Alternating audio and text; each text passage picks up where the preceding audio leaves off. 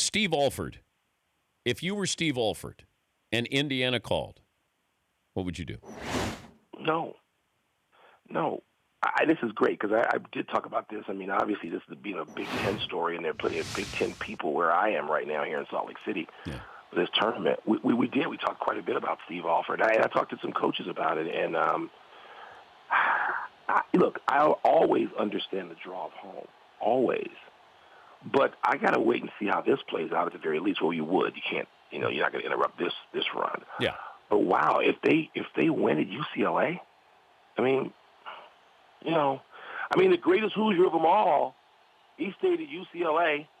I mean, Steve Alford, there's a piece running somewhere right now where Alford talks about knowing as a little child that the great John Wooden was a Hoosier. Yeah.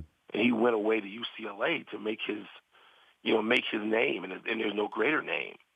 I understand, again, I understand the pull of home, but I don't know what's bigger in the universe, Indiana or UCLA. I still think it's UCLA, even being a Big Ten kid, a Midwestern kid, and a neighboring state kid. And maybe part of me just doesn't want to see Alford come back and make Indiana that good again. Although they were just that good. I mean, Crean had them being that good.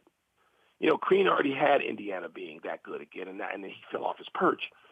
But I don't know, Dan. I haven't heard you weigh in on this yet. What do you think Alford should do? I think he should stay at UCLA.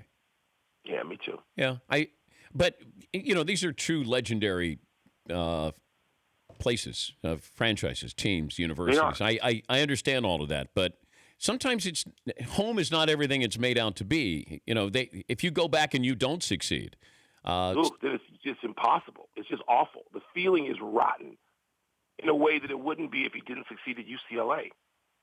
I know you've been passionate. Yeah, I think you and I agree on this. The Dan Patrick Show, weekday mornings on Audience.